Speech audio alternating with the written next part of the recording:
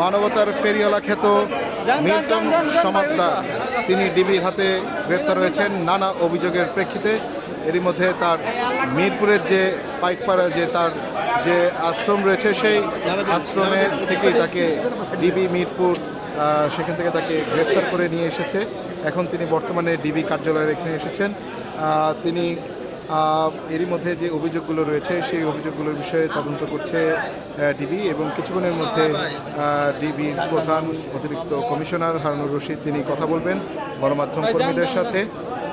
এরই মধ্যে তিনি দেখতে পাচ্ছেন যে মিল্টন সমাদ্দারকে গ্রেপ্তার করে নিয়ে আসা হয়েছে ডিবি কার্যালয়ে এবং সারা দেশের গণমাধ্যম কর্মীরা এখানে উপস্থিত রয়েছেন।